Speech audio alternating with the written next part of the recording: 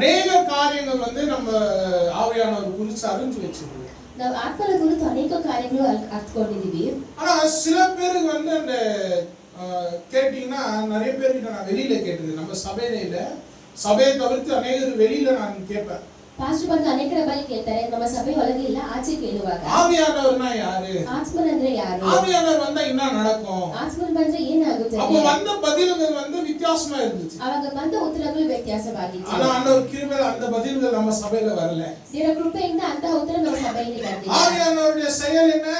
ಆತ್ಮನ ಕ್ರಿಯೆ ಏನು? ஆவியானவர் வந்து அந்நிய பாஷை பேசுவோம். ಆತ್ಮನ ಬಂದ್ರೆ ಅನ್ಯ ಭಾಷೆ ಮಾತಾಡ್ತೀವಿ. ஆவியானவருடைய செயல் என்ன? ಆತ್ಮನ ಕ್ರಿಯೆ ಏನು? ஆவியானவர் வந்தா கீழ விழுந்துருவோம். ಆತ್ಮನ ಬಂದ್ರೆ ಕೆಳಗೆ ಬೀಳ್ತೀವಿ. ஆவியானவருடைய செயல் என்ன? ಆತ್ಮನ ಕ್ರಿಯೆ ಏನು? ஆவியானவர் வந்தா தரிசனத்தை பார்ப்போம். ಆತ್ಮನ ಬಂದಾಗ ದರ್ಶನ ನೋಡ್ತೀವಿ. இதெல்லாம் உண்மையான ஒரு பதில்கள் தான். ಇದೆಲ್ಲ ನಿಜವಾದ ಒಂದು ಉತ್ತರ. ஆனா ஆவியானவர் வந்து ஏதோ வந்தாரு போனாருன்னு கிடையாது. ಆದ್ರೆ ಆತ್ಮನ ಏನೋ ಬಂದ್ರು ಹೋದ್ರು ಅಂತ. அவர் வந்ததுக்கான ஒரு நோக்கம் இருக்குது இந்த பூமியில. அவர் ಬಂದಿದ್ದ ಒಂದು ನೋಕವಿದೆ. என்ன சொல்றது விளங்குதுங்க? ஒரு சித்தம் இல்லாம ஒரு நோக்கம் இல்லாம ஆவியானவர் இந்த பூமிக்கு வரல. ಅದು ಚಿತ್ತ ಇಲ್ಲದೆ ಒಂದು ನೋಕ ಇಲ್ಲದೆ ಆತ್ಮ ಭೂಮಿಗೆ ಬಂದಿಲ್ಲ. ஆவியானவர் பிதாவாகிய தேவன் பூமிக்கு அனுப்புனார்னா ಆತ್ಮನ ತಂದೆಯ ದೇವರು ಭೂಮಿಗೆ ಕಳಿಸಿದ್ರು. ಅದಕ್ಕೆ ஒரு நோக்கம் ಉಂಟು. ಅದಕ್ಕೆ ಒಂದು ಉದ್ದೇಶ ಉಂಟು. சரி, இன்னைக்கு நம்ம எதை குறித்து பார்க்க போறோம்னா ಮತ್ತೆ ಯಾವುದರ ಕುರಿತು ನೋಡ್ತೀವಿ ಅಂದ್ರೆ 8 ಕಾರ್ಯங்கள். 8 ಕಾರ್ಯಗಳು. 8 things, the 8 works of Holy Spirit. ಆತ್ಮನ 8 ಕೃತ್ಯಗಳನ್ನು ನೋಡ್ತೀವಿ. 8 கிரியைகள் ஆவியானவர் எந்த விதத்துல கிரியை செய்வார் என்று. 8 ಕ್ರಿಯೆಗಳು ಆತ್ಮನ ಹೇಗೆ ಕ್ರಿಯೆ ಮಾಡ್ತಾರೆ. நீங்க வந்து 8 காரியத்தையும் பார்க்க முடியாது. அதனால பிரிச்சு நம்ம பார்க்கலாம். இன்னைக்கு 4 காரியத்தை பார்க்கலாம், அடுத்த வாரம் ஒரு 4 காரியத்தை நம்ம தியானிக்கலாம். ಇವತ್ತು 8 ಕಾರ್ಯ ನೋಡಕ ಆಗೋದಿಲ್ಲ. ಅದಕ್ಕೆ ಈ ವಿಭಾಗ ಮಾಡಿ ಈ ವಾರ 4, ನೆಕ್ಸ್ಟ್ ವಾರ 4 ನೋಡ್ಕೊಳ್ಳೋಣ. இப்போ ஆவியானவர் செயல்னா ಆತ್ಮನ ಕ್ರಿಯೆ ಅಂದ್ರೆ அவரோட என்ன அப்படினு நம்ம அறிஞ்சிக்கணும்னா ಅವರ ಕ್ರಿಯೆ ಅಂದ್ರೆ ಅರ್ಥ ಮಾಡ್ಕೋಬೇಕಾದ್ರೆ முதல்ல திருத்துவத்தை நல்லா விளங்கிக்கணும். ಫಸ್ಟ್ ಟ್ರಿನಿಟಿಯನ್ನು ಚೆನ್ನಾಗಿ ಅರ್ಥ ಮಾಡ್ಕೋಬೇಕು. எத்தனை பேர் சொல்றது விளங்குதுங்க? திருத்துவனா என்ன நமக்கு எல்லாருக்கும் தெரியும். ಟ್ರಿನಿಟಿ ಅಂದ್ರೆ ಏನಂತ ನಾವೆಲ್ಲರಿಗೂ ಗೊತ್ತು. பிதா, ತಂದೆ, குமாரன், குமாரನು, பரிசுத்த ஆவியானவர். ಪರಿಶುದ್ಧಾತ್ಮನು. இப்போ பிதா என்ன செஞ்சாரு, குமாரன் என்ன செஞ்சாருன்றது நம்ம விளங்கினாதான் ಇವಾಗ ತಂದೆ ಏನ್ ಮಾಡಿದ್ರು, ಕುಮಾರ ಏನ್ ಮಾಡಿದ್ರು ಅಂತ ಅರ್ಥ ಮಾಡ್ಕೊಂಡ್ರೆ பரிசுத்த ஆவியானவர் ஏன் இந்த பூமியில வந்தாருன்றது நமக்கு விளங்கும். ಪರಿಶುದ್ಧಾತ್ಮನು ಯಾಕೆ ಈ ಭೂಮಿಗೆ ಬಂದ್ರು ಅಂತ ಅರ್ಥ ಆಗುತ್ತೆ. ஏன் பூமிக்கு வந்தாரு? ಯಾಕೆ ಭೂಮಿಗೆ இயேசு ಬಂದ್ರು? சொல்றார், நான் போறேன் உங்களுக்காக ஒரு தேற்றரவாளனை அனுப்புவேன், அவர் வந்து தேற்றர். அது மட்டும் கிடையாது. ಯೇಸು ಹೇಳಿದ ನಾನು ಹೋಗ್ತೀನಿ, ನಿಮಗೋಸ್ಕರ ಸಹಾಯಕರು ಕಳಿಸ್ತೀನಿ, ಅವ್ರ ಬಗ್ಗೆ ಸಹಾಯ ಮಾಡ್ತಾರೆ. ஒரு மேஜர் ரோல் வந்து பரிசுத்த ஆவியானவர் செயல்படுறார். ಪರಿಶುದ್ಧಾತ್ಮನು ದೊಡ್ಡ ಕಾರ್ಯದಲ್ಲಿ ಕ್ರಿಯೆ சரி, ಮಾಡ್ತಿದ್ದಾರೆ. ಮೊದಲು நம்ம எல்லாருக்கும் தெரியும், ನಮ್ಮೆಲ್ಲರಿಗೂ ಗೊತ್ತು, பழைய உடன்படிக்கையில இருந்த தேவன் யாரு? ಹಳೆ ಒಡಂಬಡಿಕೆಯ ದೇವರು ಯಾರು? ಯೆಹೋವ தேவன். ಯೆಹೋವ ದೇವರು. பழைய உடன்படிக்கைனா பிதாவாகிய தேவன். ಹಳೆ ಒಡಂಬಡಿಕೆ ಅಂದ್ರೆ ತಂದೆಯಾದ ದೇವರು. பழைய உடன்படிக்கை காலத்துல அவர் செயல்பட்டார். ಹಳೆ ಒಡಂಬಡಿಕೆ ಕಾಲದಲ್ಲಿ ಅವರು ಕ್ರಿಯೆ அவர் ಮಾಡಿದ್ರು. எதற்காக செயல்பட்டார்னா ಅವರು ಏನಕ್ಕೋಸ್ಕರ ಕ್ರಿಯೆ ஒரே ಮಾಡಿದ್ರು? ஒரு நோக்கம் தான், ಒಂದೇ ಒಂದು ಉದ್ದೇಶ, மனித குலத்தை மீட்டுக் கொள்ள வேண்டும், ಮನುಷ್ಯ ಕುಲವನ್ನು ರಕ್ಷಣೆ ಮಾಡಬೇಕು, மனித குலத்தை பரலோகத்தில் சேர்க்க வேண்டும் என்ற ஒரே நோக்கத்துக்கு தான் திருத்துவம் செயல்படுது. ಮನುಷ್ಯನನ್ನು ಪರಲೋಕಕ್ಕೆ ಸೇರಬೇಕೆಂಬ ಒಂದೇ ಕಾರ್ಯದಲ್ಲಿ ಟ್ರಿನಿಟಿ ಕೆಲಸ ಮಾಡ್ತಿದೆ. இப்போ யெகோவா தேவன் அதுக்காக தான் செயல்படுறாரு. ಇವಾಗ ಯೆಹೋವ ದೇವರು ಅದಕ್ಕೋಸ್ಕರ ಕ್ರಿಯೆ ಮಾಡ್ತಿದ್ದಾರೆ. அவர் எப்படி செயல்படுறாருன்னா ಹೇಗೆ ಕ್ರಿಯೆ ಮಾಡ್ತಿದ್ದಾರಂದ್ರೆ தன்னுடைய வார்த்தையினாலும் ತನ್ನ ವಾಕ್ಯದ ಮುಖಾಂತರ, தன்னுடைய கிரியையினாலும். ತನ್ನ ಕ್ರಿಯೆ ಮುಖಾಂತರ. பழைய உடன்படிக்கையில் நீ எங்க போய் பார்த்தாலும் ಹಳೆ ಒಡಂಬಡಿಕೆಯಲ್ಲಿ ಎಲ್ಲಿ ஒரு ನೋಡುವುದು, மனிதனை திருத்துறதுக்கு ಒಂದು ಮನುಷ್ಯನ தேவன் ಸರಿಪಡಿಸಲಿಕ್ಕೆ உபயோகித்த காரியம் வார்த்தை, ದೇವರು ಉಪಯೋಗ ಮಾಡಿದ ಕಾರ್ಯ ವಾಕ್ಯ, கிரியை. ಕ್ರಿಯೆ. ஒரு வார்த்தையினால பேசுவாரு, ಒಂದು ವಾಕ್ಯದ ಮುಖಾಂತರ இல்ல சில ಮಾತಾಡ್ತಾರೆ, கிரியைகள்னால அடையாளத்தை கொடுப்பாரு. ಇಲ್ಲ ಕೆಲವು ಕ್ರಿಯೆಗಳ ಮುಖಾಂತರ ಸೂಚನೆ ಕೊಡ್ತಾರೆ. ஃபார் எக்ஸாம்பிள் 10 கட்டளை என்னன்னா ಉದಾಹರಣೆಗೆ 10 ಕಲ್ಪನೆಗಳು ಏನಂದ್ರೆ அது வந்து வார்த்தை. ಅದು ಒಂದು ವಾಕ್ಯ. அதே 10 கொள்ளை நோய்கள்லாம் வந்துச்சு இல்லீங்களா, 10 ಬಾಧೆಗಳು ಬಂತಲ್ವಾ, அதெல்லாம் என்னன்னா கிரியைகள். ಅದೆಲ್ಲ ಕ್ರಿಯೆಗಳು. பிதாவாகிய தேவன் இப்பேற்பட்ட ஒரு விதத்துல வெளிப்பட்டு வார்த்தையினாலும் கிரியையினாலும் மனிதனோடு இடைப்படுறார். ತಂದೆ ದೇವರು ಹೀಗೆ ಪ್ರಕಟೆಯಾಗಿ ವಾಕ್ಯದ ಮುಖಾಂತರ ಕ್ರಿಯೆಯ ಮುಖಾಂತರ ಪ್ರಕಟೆ ಆಗ್ತಿದ್ದಾರೆ. புதிய உடன்படிக்கை ஆரம்பிக்கும் போது ಹೊಸ ಒಡಂಬಡಿಕೆ ಪ್ರಾರಂಭವಾಗಿದೆ. குமாரனாகிய இயேசு கிறிஸ்து இந்த பூமிக்கு வராரு. ಮಗನಾದ ಯೇಸು ಕ್ರಿಸ್ತು ಭೂಮಿಗೆ ஆனா ಬರ್ತಾರೆ. இயேசு கிறிஸ்து ஒரு வித்தியாசமான வழியில அந்த ஒரு சித்தத்தை நிறைவேற்றுறார். ಆದ್ರೆ ಯೇಸು ಕ್ರಿಸ್ತು ವ್ಯತ್ಯಾಸದ ಮಾರ್ಗದಲ್ಲಿ ಆ ಚಿತ್ತ ನೆರವೇರಿಸ್ತಾರೆ. through cross, கல்வாரி சிலுவையின் மூலமாக ಕಲ್ವಾರಿ ಶಿಲುಬೆಯ ಮುಖಾಂತರ ஆண்டவருடைய சொந்த ரத்தத்தை பூமியில சிந்தி ದೇವರ ಸ್ವಂತ ರಕ್ತ ಭೂಮಿಯನ್ನು ಸುರಿಸಿ மனிதனை மீட்டுக் கொள்ளுகிற அந்த திட்டத்தை செயல்படுத்துகிறார். ಮನುಷ್ಯನ ರಕ್ಷಣೆ ಮಾಡುವ ಆ ಉದ್ದೇಶ ಮಾಡ್ತಿದ್ದಾರೆ. ஆயிடுச்சு. ಇವಾಗ ಆಯ್ತು, இயேசு கிறிஸ்து இந்த பூமியில இருக்க முடியாது. ಯೇಸು ಕ್ರಿಸ್ತು ಭೂಮಿಯಲ್ಲಿ ಇರಕ್ಕಾಗೋದಿಲ್ಲ. அவர் வந்து நித்தியமா என்ன பண்ணணும், பரலோகம் போய் சேரணும். ಅವ್ರು ನಿಜವಾಗಿ ಪರಲೋಕ ರಾಜ್ಯಕ್ಕೆ ಹೋಗಿ ಸೇರಬೇಕು. அவர் போகிற நேரத்துல ಅವ್ರು ಹೋಗುವ அவர் ಸಮಯದಲ್ಲಿ வாக்குத்தத்தம் பண்ணினது போல ಅವ್ರು ವಾಗ್ದಾನ ಮಾಡಿದ நான் ಹಾಗೆ ವೇಷಣೆಯನ್ನು ಪಿತಾವಾನವರು ಅನುಪುವಾರ್. ಅದೇ ನಿಮಗೋಸ್ಕರವಾದ ಸಂತೈಸುವವರು ತಂದೆ ದೇವರು ಕಳಿಸ್ತಾರೆ. ಅವರು ಯಾರನ್ನ? ಅವರು ಯಾರಂದ್ರೆ பரிசுத்தாவியானவர். இயேசு கிறிஸ்து பரலோகத்தில் எடுத்துக்கொள்ளப்பட்ட அந்த நாள்ல ஊற்றப்பட்ட அந்த ஆவியானவர் ಯೇಸು ಕ್ರಿಸ್ತು ಪರಲೋಕ ರಾಜ್ಯಕ್ಕೆ ಹೋಗಿದ ನಂತರ ಆ ದಿನದಲ್ಲಿ ಸುರಿಸಲ್ಪಟ್ಟ ಆತ್ಮನು இந்த நாள் வரைக்கும் ಈ ದಿನವರೆಗೂ நம்மளோடு ಇருந்து ನಮ್ಮ ಜೊತೆ ಇದ್ದು நம்மளோட செயல்பட்டு ನಮ್ಮ ಜೊತೆ கொண்டிருக்கிறார். ಕ್ರಿಯೆ ಮಾಡ್ತಿದ್ದಾರೆ. எத்தனை பேர் விசுவாசிங்க?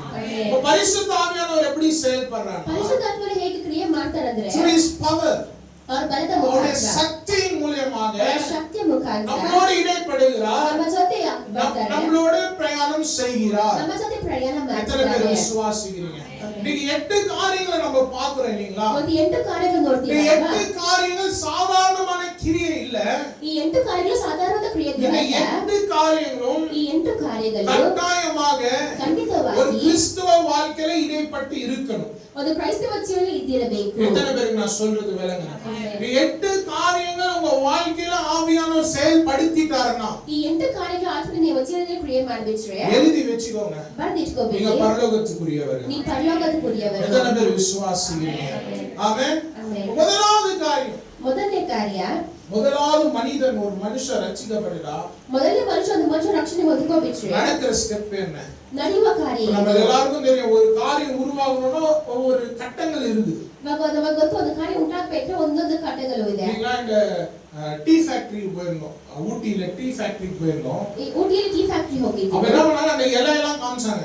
ಆ ಎಲೆನ அந்த ತೋರಿಸಿದ್ರು. இலை பெருச்சதுல இருந்து ಆ ಎಲೆ ಕಿತ್ಕೊಂಡಿದ್ರಿಂದ அடுத்தது காய வச்சு ಅದನ್ನ ಇದು ಮಾಡಿ அதை வந்து ಹಸಿಟ್ಟು, அரிச்சு ಅದನ್ನ ರುಬ್ಬಿಟ್ಟು அந்த ஒரு ப்ராசஸ் எல்லாம் காமிச்சாங்க பாருங்க. ಆ ಪ್ರಾಸೆಸ್ ಎಲ್ಲ ಅವ್ರು எடுத்த ತೋರಿಸಿದ್ರು. உடனே இலையை வந்து பிச்சு மரத்துல இருந்தே போட்டு டீ போட்டு குடிக்க முடியாது.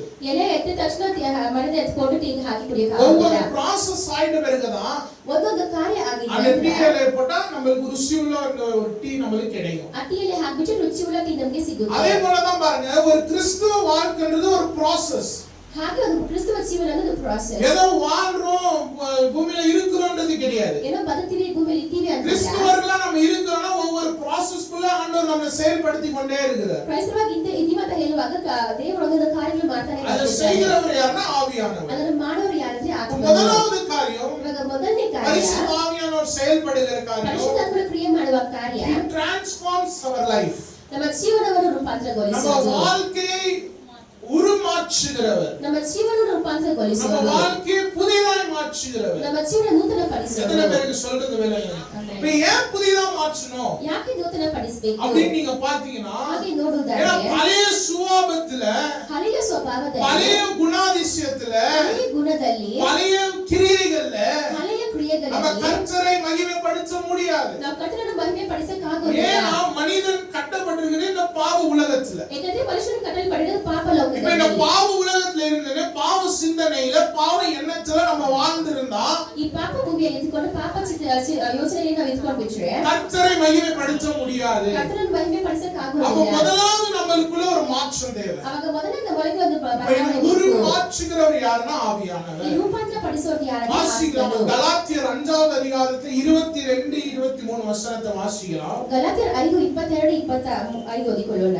ஆவியின் கனியோ அன்பு, சந்தோஷம், சமாதானம், நீடிய பொறுமை, தயவு, நற்குணம், விசுவாசம், சாந்தம், இச்சையடக்கம், இப்படிப்பட்டவைகளுக்கு விரோதமான பிரமாணம் ஒன்றுமில்லை. கன்னடல வாசிங்க. ಗಲಾತ್ಯರ್ ಆದರೆ ದೇವರಾತ್ಮನಿಂದ ಉಂಟಾಗುವ ಫಲವೇನೆಂದರೆ ಪ್ರೀತಿ, ಸಂತೋಷ, ಸಮಾಧಾನ, ದೀರ್ಘಶಾಂತಿ, ದಯೆ, ಉಪಕಾರ, ನಂಬಿಕೆ, ಸಾಧುತ್ವ, ಕ್ಷಮೆ, ದಮೆ ಇಂಥವುಗಳೇ. பாருங்க, இந்த இடத்துல சொல்றாரு, ಈ ಜಾಗದಲ್ಲಿ ಹೇಳ್ತಿದ್ದಾರೆ ஆவின் கனியோன்ட்டு ஒரு 9 கனிகளை குறித்து பவுல் எழுதுகிறார். ಆತ್ಮನ ಫಲಗಳೆಂದು ಒಂದು 9 ಫಲಗಳನ್ನು ಕುರಿತು ಪೌಲ್ ಬರೆದಿದ್ದಾರೆ. அன்பு, சமாதானம், சந்தோஷம், இச்சையடக்கம், இப்படி 9 காரியங்கள் சொல்றாரு. ಪ್ರೀತಿ, ಸಂತೋಷ, ಸಮಾಧಾನ, ದೀರ್ಘ ಶಾಂತಿ ಅಂತ ಹೀಗೆ 9 ಕಾರ್ಯ ಹೇಳ್ತಿದ್ದಾರೆ. இப்போ இதுக்கும் ஆவியானவருடைய செயலுக்கும் என்ன சம்பந்தம் அப்படின்னு பாத்தீங்கன்னா, ಇವಾಗ ಇದಕ್ಕೂ ಆತ್ಮನ ಕ್ರಿಯೆಗೂ ಏನ್ ಸಂಬಂಧ இப்போ ಅಂದ್ರೆ இந்த மாற்றம் நமக்கு தேவை. ಈ ಬದಲಾವಣೆ ನಮಗೆ ஏன் ಬೇಕು. தேவைனா, ಯಾಕೆ ಅಂದ್ರೆ இதுக்கு முன்னாடி, அதாவது கிறிஸ்துவுக்கு முன்னாடி, ரட்சிப்புக்கு முன்னாடி நம்மளுக்குள்ள இருந்த செயல்கள் இது அல்ல. ಕ್ರಿಸ್ತನ ಮುಂಚೆ ನಾವು ರಕ್ಷಣೆ ಹೊಂದ್ಕೊಳ್ಳೋದು ಮುಂಚೆ ಇಂಥ ಕಾರ್ಯಗಳು ನಮಗೆ ಇದೆ. 17வது ವಚನத்துல சொல்றாரு, 17ನೇ ವಚನ ಹೇಳ್ತಿದ್ದಾರೆ மாம்சத்தின் கனிகள்னு ஒரு லிஸ்ட் கொடுக்கிறார். ಮಾಂಸದ ಫಲಗಳಂತ ಒಂದು ಲಿಸ್ಟ್ இப்போ இந்த லிஸ்ட்ல தான் நம்ம வாழ்க்கை இருந்துச்சு. ಈ ಲಿಸ್ಟ್ ಅಲ್ಲಿ ನಮ್ಮ ಜೀವನ இப்போ ಇತ್ತು. இந்த லிஸ்ட்ல நம்ம இருந்தோம்னா கர்த்தரை ಮಹಿಮೆಪಡಿಸ முடியாது. ಈ ಲಿಸ್ಟ್ ನಾವಿದೆ ದೇವರನ್ನ ಮಹಿಮೆಪಡಿಸಕ್ಕೆ அப்ப ಆಗೋದಿಲ್ಲ. என்ன வேணும்? ஒரு மாற்றம் தேவை. ಅದು ಬದಲಾವಣೆ ಬೇಕು. அதற்காக 9 கனிகள் ஆவியானவர் கொடுக்கிறார். ಅದಕ್ಕೆ 9 ಫಲಗಳು ಆತ್ಮನು சரி, இந்த ಕೊಟ್ಟಿದ್ದಾರೆ. 9 கனிகள் எப்படி ஆவியானோட லிங்க் ஆகும்னா ಈ 9 ಫಲಗಳು ಹೇಗೆ ಆತ್ಮನೊಂದಿಗೆ வசனம் ಸೇರ್ತವೆ? தெளிவா இருக்கிறது. ವಾಕ್ಯ ಸ್ಪಷ್ಟವಾಗಿದೆ. என்னது?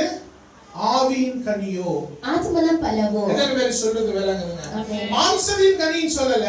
ಮಾಂಸದ ಫಲ ಅಂತ இல்ல ಹೇಳಿಲ್ಲ. விசுவாசத்தின் கனின்னு சொல்லல. ವಿಶ್ವಾಸದ ಫಲ இல்ல ಅಂತ ಹೇಳಿಲ್ಲ. நம்பிக்கையின் கனின்னு சொல்லல. ನಂಬಿಕೆಯ ಫಲ இல்ல ಅಂತ ಇಲ್ಲ. சிலுவையின் கனின்னு சொல்லல. ಶಿಲುಬೆಯ ಫಲ இல்ல ಅಂತ ಇಲ್ಲ. வேதத்தின் கனின்னு சொல்லல. ವಾಕ್ಯದ ಫಲ நடந்த ಅಂತ. வார்த்தை சொல்லும்போது ಈ ವಾಕ್ಯ ಹೇಳುವಾಗ ஆவியின் கனியோ. ಆತ್ಮನ ಫಲವು. ஆவியின் கனியோனா ಆತ್ಮನ ಫಲ இந்த ಅಂದ್ರೆ 9 கனிகளை நம்ம பார்க்கிறோம். ಈ 9 ಫಲಗಳನ್ನು ನೋಡ್ತೀವಿ. அன்பு, சமாதானம், ಪ್ರೀತಿ, ಸಂತೋಷ, தயவு, ದಯೆ, நீடிய பொறுமை, ದೀರ್ಘ ಶಾಂತಿ, இதெல்லாம் 9 பார்க்கிறோம் இல்லீங்களா? ಇದೆಲ್ಲ 9 இந்த ನೋಡ್ಕೊತೀವಿ. 9 கனிகளும் வெவ்வேறு கனிகள் அல்ல.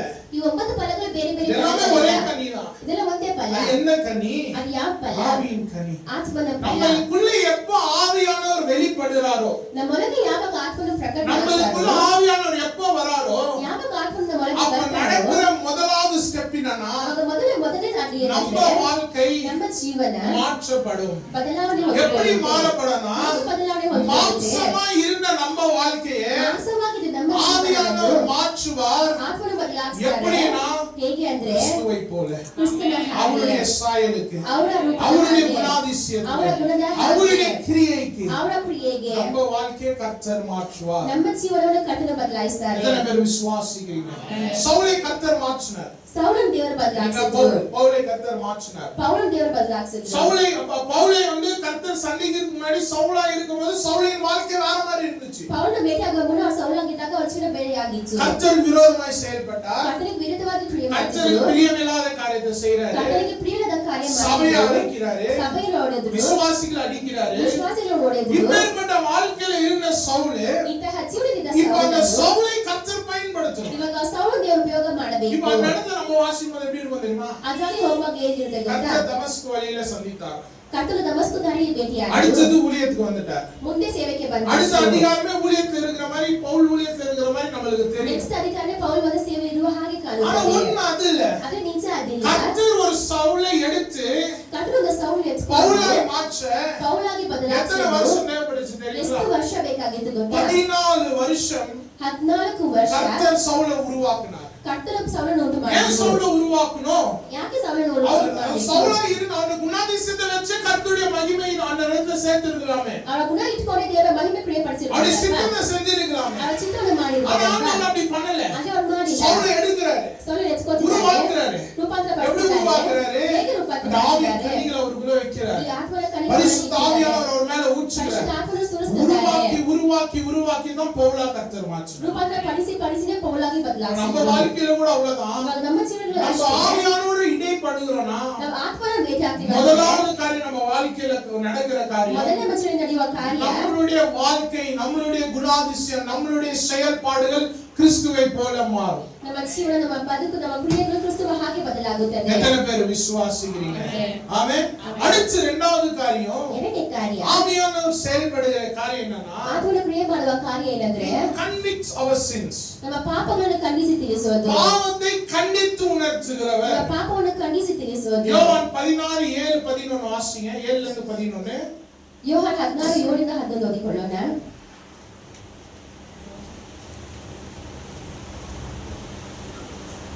யோவான் 16:7 ல இருந்து 11. நான் உங்களுக்கு உண்மையை சொல்கிறேன். நான் போகிறது உங்களுக்கு பிரயோஜனமாய் இருக்கும். நான் போகாதிருந்தால் தேற்றரவாளன் உங்களிடத்தில் வரார். இல்ல, யோவான் 16:7. ಆದರೂ ನಾನು ನಿಮಗೆ ಸತ್ಯವನ್ನು ಹೇಳುತ್ತೇನೆ, ಕೇಳಿರಿ. தேற்றரவாளன் உங்களிடத்தில் வரார். நான் போகிறேனே ஆகில் அவரை உங்களிடத்தில் அனுப்புவேன். அதுதானே மேல வாசிங்க.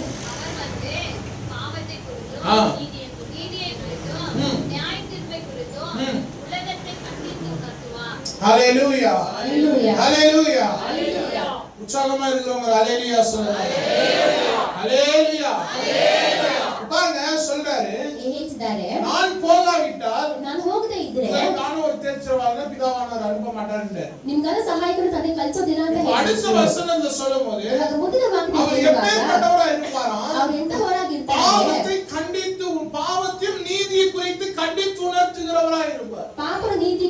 ಖಂಡಿಸಿ ತಿಳಿಸುವವರಾಗಿದ್ದಾರೆ. பரிசுத்த ஆவியானவர் ஏன் நம்ம இருதயத்துல தேவைனா ಪರಿಶುದ್ಧಾತ್ಮನು ಯಾಕೆ ಹೃದಯದಲ್ಲಿ நம்ம வாழ்க்கையை ಬೇಕಾಗಿದ್ದಾರೆ? மாற்றுறது மட்டும் அவருடைய வேலை கிடையாது. ನಮ್ಮ ಜೀವನ ಬದಲಾಯಿಸೋದು ಮಾತ್ರ ಅವ್ರ ಕಾರ್ಯ ಅಲ್ಲ. இந்த salvation என்றது one day process. ಈ ರಕ್ಷಣೆ ಎಂಬುದು ಒಂದಿನ ಕಾರ್ಯ. ஆனா sanctification என்றது daily process. ಅದೇ ಶುದ್ಧೀಕರಿಸೋದು ದಿನ ಪ್ರಾಸೆಸ್ ಆಗಿದೆ. நம்ம வாழ்க்கையை மாற்றுவதுன்றது ஒரு நாள் process. ನಮ್ಮ ಜೀವನ ಬದಲಾಯಿಸೋದು ಒಂದಿನ ಕಾರ್ಯ. ஆனா கண்டித்து உணர்த்துவதென்று ಅದೇ ಖಂಡಿಸಿ ತಿಳಿಸೋದಂದ್ರೆ தினந்தோறும் ஆவியானவர் நமக்குள்ள செயல்படுகிற காரியம். ಪ್ರತಿದಿನ ಆತ್ಮ ನಮ್ಮ ಒಳಗೆ ಕ್ರಿಯೆ ಮಾಡುವ ಕಾರ್ಯ. எத்தனை பேர் சொல்றது விளங்குங்க? ಆಮೆನ್. அவர் ஏன் கண்டித்து உணர்த்துறாரு?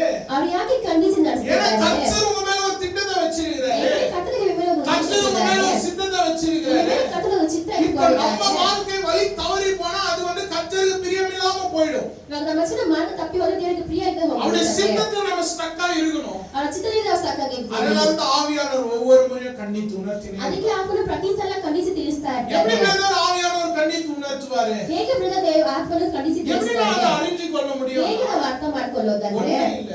ಏನು ಇಲ್ಲ. எல்லாரும் அனுபவப்பட்டிருப்பீங்க. ಎಲ್ಲ ಅನುಭವ ಹೊಂದ್ಕೊಂಡಿದ್ದೀವಿ. தவறான காரியத்துக்கு நேரா நம்ம கண்கள் போதுனா ಒಂದು ತಪ್ಪಾದ ಕಾರ್ಯಕ್ಕೆ ನೇರಾಗಿ ನಮ್ಮ ಕಣ್ಣು ಹೋಗುತ್ತಂದ್ರೆ உள்ள ஒரு சத்தம் கேட்கும். ಒಳಗೆ ಒಂದು ಶಬ್ದ அதை ಕೇಳುತ್ತೆ. நீ செய்யாத. ಅದು ನೀನು ஒரு ಮಾಡಬೇಡ. தவறான இடத்துக்கு நம்ம கால்கள் போதுனா ಒಂದು ತಪ್ಪಾದ ಜಾಗಕ್ಕೆ ನಮ್ಮ ಕಾಲು உள்ள ஒரு ಹೋಗುತ್ತಂದ್ರೆ சத்தம் கேட்கும். ಒಳಗೆ ಒಂದು ಶಬ್ದ அதை நீ ಕೇಳುತ್ತೆ. செய்யாத. ನೀನು ಅದು அநேக ಮಾಡಬೇಡ. நேரம் புரியாத மனிதர் என்ன தெரியுமா நினைப்பாங்க? ஏதோ ஒரு பிரம்ம வருது போதுன்னுவாங்க.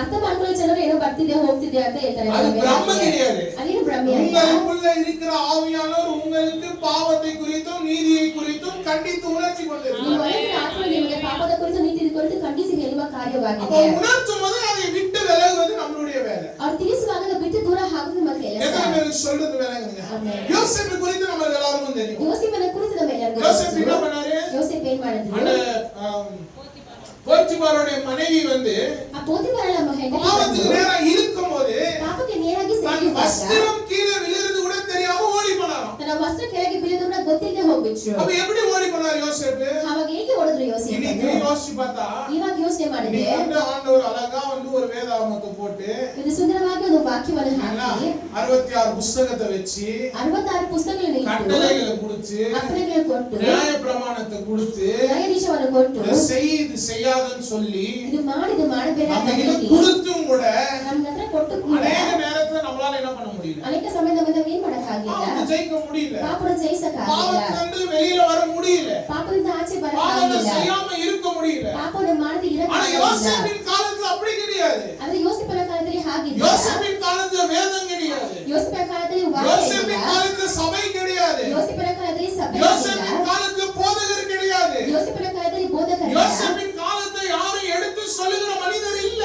ಯೋಸೇಫನ ಕಾಲದಲ್ಲಿ ಯಾರು ಎತ್ತಿ ಹೇಳೋ ಮನುಷ್ಯರು யோசேப்பு ಇಲ್ಲ. தனிமையா இருந்தாரு. ಯೋಸೇಫ ಒಬ್ಬಟ್ಟಿಯಾಗಿದ್ರು. ஆனாலும் யோசேப்பு பாவத்தை கண்டு ஓடி போனார்னா ಆದ್ರೆ ಯೋಸೇಫ ಪಾಪ ನೋಡಿ ಓಡೋಗ್ಬಿಟ್ರೆ என்ன காரணம்னா ಏನ್ ಕಾರಣ ಅಂದ್ರೆ யோசேப்பு கூட யாரும் இல்ல. ಯೋಸೇಫನ ಜೊತೆ ஆனா ಯಾರು அவருடைய ಇಲ್ಲ. இருதயத்துக்குள்ள பரிசுத்த ஆவியானவர் இருந்தாரு. ಪರಿಶುದ್ಧ ಆತ್ಮ இப்ப ಇದ್ದಾನೆ. பாவம் பக்கம் வருது. ಇವಾಗ ಪಾಪ ಪಕ್ಕ இப்ப ಬರ್ತಿದೆ. பாவத்துக்கு நேரம் நடக்கிறாரு. ಪಾಪಕ್ಕೆ ನೇರಾಗಿ இப்ப ನಡೀತಿದ್ದಾರೆ. யோசேப்புக்குள்ள ஆவியானவர் கண்டித்து உணர்த்திட்டாரு. ಯೋಸೇಫನಿಗೆ ಆತ್ಮನ ಖಂಡಿಸಿ ಹೇಳ್ತಿದ್ದಾರೆ. யோசேப்பு கிளம்பிட்டாரு. ಯೋಸೇಫ ಓಡೋಗ್ಬಿಟ್ರು. எத்தனை பேருக்கு சொல்றது விளங்குங்க? ஆவியானோட மெயின் ரோல் அதுதான். ಆತ್ಮನ ಮೇಯ್ನಾದ ಕಾರ್ಯ ஏன்னா ಅದೇ. பாவம் ஒரு மனுஷன் வந்து கீழே விழுறது பெரிய விஷயம் கிடையாது. ಒಂದು ಮನುಷ್ಯನ ಕೆಳಗೆ ಬೀಳೋದು ದೊಡ್ಡ ವಿಷಯ ಅಲ್ಲ. மனிதன் எல்லாம் தவறுவான் தான். ಮನುಷ್ಯರಾದ್ರೆ ಎಲ್ಲ ಕೆಳಗೆ நீ ಬೀಳ್ತೀವಿ. பிரசங்கித்து கொண்டிருக்கிற நானே வந்து ஒரு நாள் இன்னைக்கு இல்ல நாளைக்கு நான் தவறுவேன் தான். ಇದು ಪ್ರಸಂಗ ಮಾಡೋಣ ಇವತ್ತಿಲ್ಲ ನಾಳೆ ತಪ್ಪು ಆಗಿ இல்ல கேட்டு ಹೋಗ್ಬೋದು. கொண்டிருக்கிற எல்லாரும் நம்ம பாவத்துல தவறுவோம். ಎಲ್ಲ ಕೇಳಿರೋ ಎಲ್ಲರೂ ಪಾಪದಲ್ಲಿ ತಪ್ಪು ಹೋಗ್ಬೋದು. தவறி விழுறது தப்பு கிடையாது.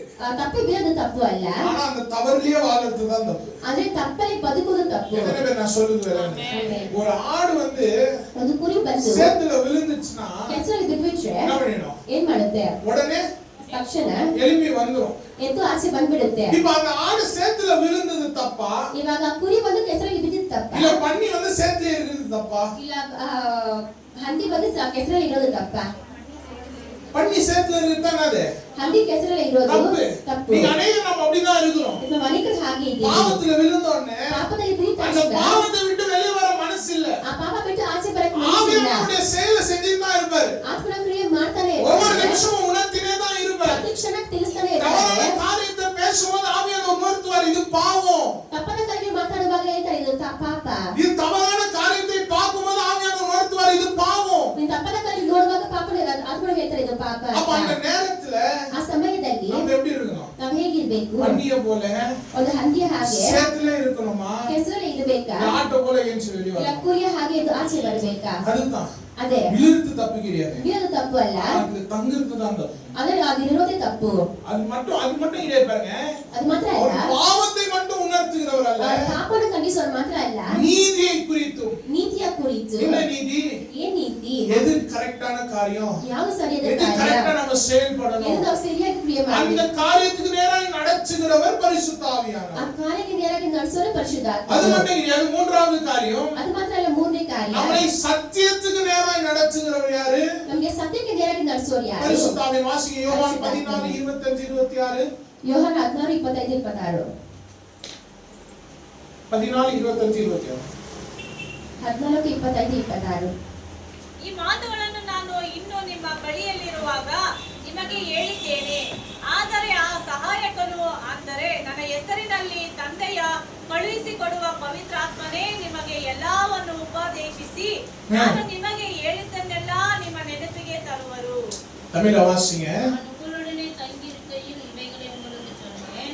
என் நாமத்தினாலே பிதா அனுப்ப போகிற பரிசுத்த ஆவியாகிய தேசரவாளனே எல்லாவற்றையும் உங்களுக்கு போதித்து நான் உங்களுக்கு சொன்ன எல்லாவற்றையும் உங்களுக்கு நினைப்பூட்டுவார். ஹalleluya. ಹalleluya. சொல்றாரு பாருங்க, ಹೇಳ್ತಿದ್ದಾರೆ, நான் அனுப்பின பரிசுத்த ஆவியானவர் ನಾನು ಕಳುಹಿಸಿದ ಪರಿಶುದ್ಧಾತ್ಮನು என்ன பண்ணுவாராம்? ಏನ್ ಮಾಡ್ತಾರಂತೆ? நான் போதித்த சத்தியத்துக்கு நேரா இவங்களை நடத்துவார். ನಾನು ಬೋಧನೆ ಮಾಡಿದ ಸತ್ಯಕ್ಕೆ ನೇರಾಗಿ ನಡೆಸ್ತಾರೆ. மூன்றாவது காரியம், ஆவியானவர் செயல்படுகிற காரியம் ಮೂರನೇ என்னன்னா, ಕಾರ್ಯ ಆತ್ಮನ ಕ್ರಿಯೆ ಮಾಡುವ ಕಾರ್ಯ நம்மை ಏನಂದ್ರೆ சத்தியத்துக்கு நேராக நடத்துவார். ನಮ್ಮ ಸತ್ಯಕ್ಕೆ ನೇರಾಗಿ ನಡೆಸೋದು. சத்தியம் எது? ಸತ್ಯ சத்திய ಯಾವುದು? வார்த்தை எது? ಸತ್ಯ ವಾಕ್ಯ உண்மையான ಯಾವುದು? வெளிப்பாடு எது? ನಿಜವಾದ ಪ್ರಕಟಣೆ உண்மையான ಯಾವುದು? போதகர் யாரு? ನಿಜವಾದ ಬೋಧಕರು உண்மையான ಯಾರು? சபை எது? ನಿಜವಾದ ಸಭೆ ಯಾವುದು? உண்மையான டாக்டரின் எது? ನಿಜವಾದ ಡಾಕ್ಟರ್ ಯಾವುದು? இதுக்கு நேராக நடத்துகிறவர் யாருன்னா, ಇದಕ್ಕೆ ನೇರಾಗಿ ನಡೆಸೋರು ಯಾರಂದ್ರೆ பரிசுத்த ஆவியானவர். ಪರಿಶುದ್ಧ ಆತ್ಮ. நீங்க அநேகர் ஏன் தவறான வழியில போறாங்க? ಈಗ ಅನೇಕರು ಯಾಕೆ ತಪ್ಪದ நீங்க ஏன் அநேகர் தவறான உபதேசத்துல மாட்டிக்கிறாங்கன்னா, ಯಾಕೆ ಅನೇಕರು ತಪ್ಪದ ಪರಿಶೀಲನೆ ಸಿಕ್ಕಿಕೊಳ್ತಾರೆ? இதுதான் காரணம். ಇದೇ ಕಾರಣ. ஆவியானவர் உள்ள இல்ல. ಆತ್ಮನ ಒಳಗೆ ஆவியானவர் நமக்குள்ள இருந்தாதான் ಆತ್ಮ ನಮ್ಮ ಒಳಗಿದ್ರೆ ಮಾತ್ರ சத்தியம் என்னன்றது நம்மளால அறிஞ்சு கொள்ள முடியும். ಸತ್ಯ ಏನಂತ ಅರ್ಥ ಮಾಡ್ಕೊಳ್ಳೋದು. ஆவியானவரே நமக்குள்ள இல்லனா ಆತ್ಮನೇ ನಮ್ಮ ಒಳಗಿಲ್ಲ ಅಂದ್ರೆ சத்தியத்தை நம்மளால அறிஞ்சு கொள்ளவே முடியாது. ಸತ್ಯವನ್ನು ಅರ್ಥ ಮಾಡ್ಕೊಳ್ಳೋಕೆ ஒரு ಆಗೋದಿಲ್ಲ. சாட்சி வந்து நேற்று நான் கேட்டுனேன். ಒಂದು ಸಾಕ್ಷಿಯನ್ನು ಪಾಸ್ಟ್ ನನಗೆ ಕೇಳಿಸಿದ್ರು. பிலி கிரஹாம் ஊழியக்காரர் நம்ம எல்லாருக்கும் தெரியும். ಬಿಲಿ ಗ್ರಹಂ ಸೇವಕರು ನಮ್ಮೆಲ್ಲರಿಗೂ எத்தனை ಗೊತ್ತು. பேருக்கு தெரியும் பிலி கிரஹாம் ஊழியக்காரர்? ಎಷ್ಟು ಜನರಿಗೆ ಗೊತ್ತು ಬಿಲಿ ಗ್ರಹಂ? ஆண்டவரால பயங்கரமாய் பயன்படுத்தப்பட்ட ஊழியக்காரர். ದೇವರಿಂದ ಭಯಂಕರವಾಗಿ ಉಪಯೋಗಪಡಿಸಲ್ಪಟ್ಟ ಸೇವಕರು. அவருடைய ஒவ்வொரு ಕ್ರೂಸೇடும் வந்து லட்சக்கணக்கான ஜனங்கள் வந்து நிப்பாங்க. ಅವ್ರ ಒಂದೊಂದು ಪ್ರದೇಶದಲ್ಲಿ ಲಕ್ಷಾಂತರ ಜನರು ಬಂದು ನಿಂತ್ಕೊಳ್ತಾರೆ. அப்போ அந்த பிலி கிரஹாம் ஊழியர் வந்து ಆ ಬಿಲಿ ಗ್ರಹಂ ಸೇವಕರು ಬಂದು 1957ல 1957ರಲ್ಲಿ ஆஸ்திரேலியா தேசத்துல ஊழியத்துக்காக கடந்து போனார். ಆಸ್ಟ್ರೇಲಿಯಾ ದೇಶದಲ್ಲಿ ಸೇವೆಗೋಸ್ಕರ ಹೋದ್ರು. அந்த ஆஸ்திரேலியால இருந்த எல்லா மாநிலத்திலும் அவருடைய ಕ್ರೂಸೇಡ್ நடந்துச்சு. ಆಸ್ಟ್ರೇಲಿಯಾದಲ್ಲಿ ಎಲ್ಲಾ ಜಾಗದಲ್ಲೂ ಇದು ಬೋಧನೆ ನಡೆಯಿತು. அப்ப அந்த இடத்துல ஒரு பட்டணத்துல ಕ್ರೂಸೇಡ್ போகும்போது ಹಾಗೆ ಒಂದು ಪಟ್ಟಣದಲ್ಲಿ ಅವರು ಕ್ರೂಸೇಡ್ಗೋಸ್ಕರ ಹೋಗ್ತಿರುವಾಗ அந்த இடத்துல ஒரு 10 வாலிப ஆண்கள் மென்ஸ் ಅಲ್ಲಿ ಬಂದು ಒಂದು 10 ಯವನಸ್ಥ ಹುಡುಗರು 10 வாலிபர்கள் அந்த கூட்டத்துக்கு வந்தாங்க. ಅಲ್ಲಿ 10 ಯವನಸ್ಥರು ಆ ಕೂಟಕ್ಕೆ ಬಂದರು. எல்லாம் நெருங்கின ஒரு ஃப்ரெண்ட்ஸ். ಎಲ್ಲ ಹತ್ತಿರವಾಗಿರೋ ಸ್ನೇಹಿತರು. இந்த கூட்டத்துக்கு வந்தா எதுக்கு வந்திருப்பாங்க? ಇವಾಗ ಕೂಟಕ್ಕೆ ಬಂದು ಏನಕ್ಕೋಸ್ಕರ ಬಂದಿದ್ದಾರೆ? சத்தியத்தை கேட்க தான் வந்திருப்பாங்க. ಸತ್ಯನ ಕೇಳಕ್ಕೆ ஆனா இந்த ಬಂದಿದ್ದಾರೆ. 10 வாலிபர்கள் வந்த நோக்கம் வேற. ಆದ್ರೆ 10 ಯವನಸ್ಥರು ಬಂದ ಉದ್ದೇಶ இவங்க ಬೇರೆ. சத்தியம் கேட்க வரல. ಇವರು ಸತ್ಯ ಕೇಳಕ್ಕೆ ಬಂದಿಲ್ಲ. இவங்க 10 பேரும் ಇವರು 10 ಜನರು பில்லி கிரஹாமும் கொல்ல வந்திருக்காங்க. ಬಿಲ್ಲಿ ಗ್ರಹವನ್ನು ಸಾಯಿಸಕ್ಕೆ எப்படி ಬಂದಿದ್ದಾರೆ. அவருடைய சாட்சி நான் அப்புறம் அனுப்புறேன் கேளுங்க. அவங்க எப்படி வந்தாங்களா?